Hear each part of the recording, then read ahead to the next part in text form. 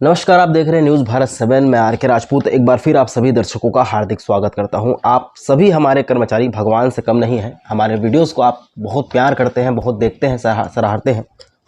लेकिन जो भी हाल फिलहाल में जो मुद्दा उठा है रासुका, आपने सुना होगा, राष्ट्रीय सुरक्षा एक्ट, बड़ा ही दिलचस्प मुद्दा है और इस पर सियासत भी शुरू हो गई है। आज वही की ताज़ा खबर बताऊँ तो ब्रेकिंग न्यूज़ ये है कि आज शाम 3:30-4 बजे भाजपा द्वारा इसका विरोध प्रदर्शन किया जाएगा रायपुर के बूढ़ा तालाब में।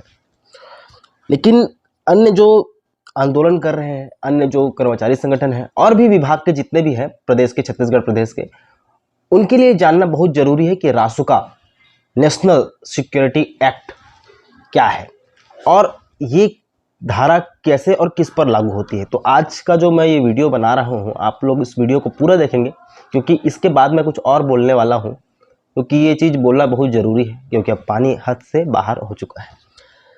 रासुका क्या है पहले वो जान लेते हैं। रासुका का हिंदी अर्थ अगर राष्ट्रीय सुरक्षा कानून होता है, इंग्लिश में से नेशनल सिक्योरिटी एक्ट NSA। आपने सुना होगा अजीत डोभाल का नाम, वो इनके प्रमुख हैं। कांग्रेस के शासन में चले आ रहे इस एक्ट का इस्तेमाल बड़ी संख्या में सरकार कर सकती है। इसे देश का सबसे बड़ा कानून माना जाता है, जिस पर एक बार NSA राष्ट्रीय सुरक्षा कानून मतलब रासुका लग गया तो समझ लो उसका करियर और जीवन चौपट हो गया। आज बहुत सारे डॉक्यूमेंट मेरे पास। रासुका क्यों और कब लगता है, इसके बारे में जान लेते हैं। रासुका देश का एक बहुत ही बड़ा कानून है और ये सरकार को प्रदत्त शक्तियों का इस्तेमाल करने की इजाज़त देता है। रासुका के तहत केंद्र एवं राज्य सरकार किसी भी संदिग्ध आरोपी को कहीं पर भी गिरफ्तार कर सकती है। इसी के साथ अगर कोई व्यक्ति आवश्यक पूर्ति या सेवाओं को बाधित करता है या फिर सार्वजनिक व्यवस्थाओं को रोकने की कोशिश करता है तो उस पर भी रासुका लगाई जा सकती है। रासुका के तहत 1 साल की सजा का प्रावधान है। यदि इस दौरान सरकार को पक्के सबूत मिल जाते हैं तो जेल की सजा काफ़ी लंबी हो सकती है। राष्ट्रीय सुरक्षा कानून कब बना था, अब ये भी जानते हैं कि ये बड़ा जो कानून है ये कब बना था। ये बढ़िया कानून भी है, अच्छा कानून है, लेकिन सांप्रदायिक दंगों वाले करने के लिए। आपने पिछले 4-5 दिनों में जामनगर में, दिल्ली में हुई हिंसा पर आपने देखा होगा, तो उस पर भी बहुत सारे लोगों पर NSA लगा है।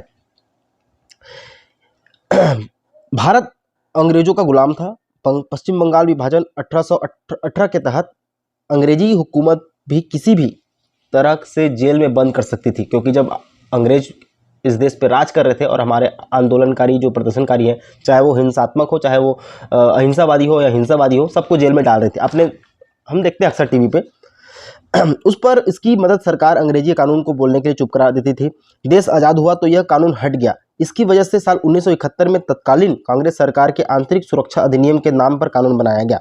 बाद में केंद्र शासन जनता सरकार आई और इस अधिनियम को हटा दिया गया। फिर दोबारा कांग्रेस सत्ता में आई और इसे फिर से आंतरिक सुरक्षा अधिनियम लागू कर दिया गया। किसी पर NSA लग जाए तो क्या होता है, अब बात करते हैं तीसरा पॉइंट। अगर किसी पे बाय द वे मैं कोई कर्मचारी संगठन का कर्मचारी हूँ, आंदोलन कर रहा हूँ और बाय द वे मैं कुछ ऐसा कर दिया जो इसके आंदोलन के हित में नहीं है, तो इस पर लिखा है किसी पर NSA लग जाए तो क्या होगा। अब ये बताए, रासुका लगना मतलब आरोपी के मानवाधिकार का हनन होना है।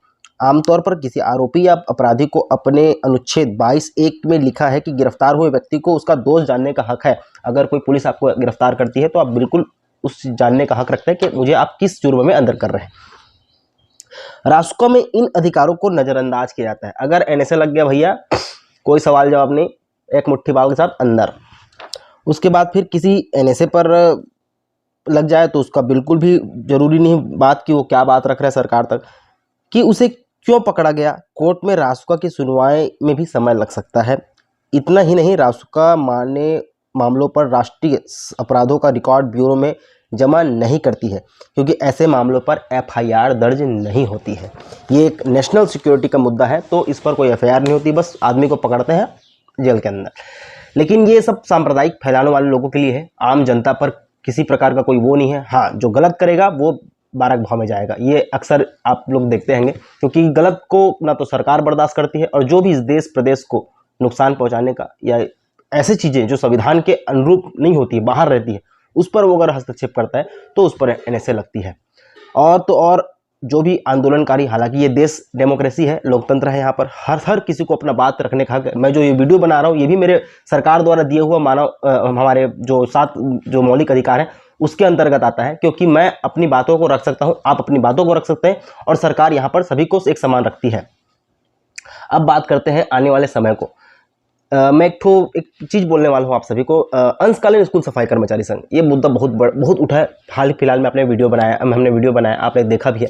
लेकिन मैं एक बात कहना चाहता हूँ, 2021 का मामला था, सुप्रीम कोर्ट का एक लेटर आया था, उसमें साफ तौर पर कहा गया है कि अंशकालीन को पूर्णकालीन नहीं किया जा सकता। मैं फिर कह रहा हूँ, सुप्रीम कोर्ट का ये लेटर है और उसका आदेश भी है, अंशकालीन को पूर्णकालीन नहीं किया जा सकता, बल्कि उसके काम करने की अवधि को बढ़ाकर 8 घंटे किया जा सकता है।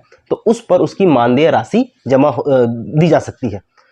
मान लीजिए कोई कर्मचारी 8 घंटा काम करता है, जैसे कोई आम प्राइवेट सेक्टर में जब जॉब होती है तो उसे 8 या 9 या 10-12 हज़ार मिलता है 8 घंटे के लहजे से।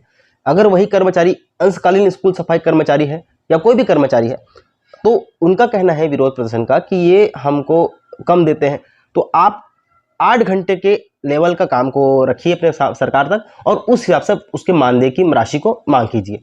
और अब बात करते हैं, आप अपनी बात करता हूँ, हम वीडियोस बनाते हैं और मैं एक न्यूज़ चैनल का एचओडी हूँ, हेड ऑफ डिपार्टमेंट हूँ। हमारे अंतर्गत बच्चे आते हैं, हमारे स्टाफ सीखते हैं, यहाँ रिपोर्टिंग भी सिखाई जाती है, कवरेज भी किया जाता है, हर एक चीज़ को दिखाया जाता है बारीकी से, क्योंकि किसी को बिना तैयार करके फील्ड में उतारना उतना ही घातक है जितना एक नौसिखियों को खुले जंगल में छोड़ना। तो एक पूरा ट्रेन करके हम उसको उतारते हैं और प्रदर्शन करते हैं, क्योंकि ये फर्स्ट टाइम था और हमने बिल्कुल इसको अच्छे से काम किया। और आपने देखा होगा करिश्मा सोनी, गंगा चौहान, जितने भी रिपोर्टर हैं वो अच्छा काम करते हैं। और जैसे कि अब बोलते हैं कि क्या है कैसा है न्यूज़ चैनल, तो हम लोग केवल न्यूज़ बनाते हैं बाहर से, जो वीडियो दिखती है, जो वीडियो दिखाने लायक रहती है उसको डालते हैं। ऐसा कोई काम नहीं करते हैं जो किसी भी व्यक्तिगत किसी व्यक्तियों को नुकसान पहुंचाए या उसका दिल दुखे। जो संगठन या जो भी कर्मचारी हमें आवाज़ देता है कि नहीं हमें कवरेज करना है, मीडिया इसको दिखाना चाहती है और सरकार तक हम अपनी बात को पहुंचाते हैं, प्रत्यक्ष और अप्रत्यक्ष दोनों रूप से। हम सभी पार्टियों का सम्मान करते हैं, सभी पार्टियों का कवरेज करते हैं, किसी प्रकार का व्यक्तिगत रूप से हमारा कोई वो नहीं है। बाकी जो चल रहा है वो भी चल रहा है, आप सभी जानते हैं। आरोप भी लगते रहते हैं कभी कभी कि हम ऐसे हैं, कभी वह बोलते हैं कोई वैसा है। अभी तो मेरे पे हाल फिलहाल ये भी लगा है कि मैं LIB का एजेंट हूँ, लेकिन खैर कोई बात नहीं है, जो डेमोक्रेसी है सबको बोलने का अधिकार है, लेकिन काम सबका दिखता है कौन कैसा काम कर रहा है। और जो भी अपडेट रहेगा मैं आपको फिर से बताते रहूँगा। और जितने भी कर्मचारी संगठन है बढ़िया अपना काम कर रहे हैं, सरकार भी अपना अच्छा काम कर रही है। और आने वाले समय में चुनाव है, बहुत मज़ा आएगा इस बार तो, और भी हम कवरेज करेंगे न्यूज़ का, हर एक विधानसभा जाएंगे और कोशिश करेंगे वहाँ के असल मुद्दों को उठाने की। तब तक के लिए देखते रहिए न्यूज़ भारत 7। धन्यवाद।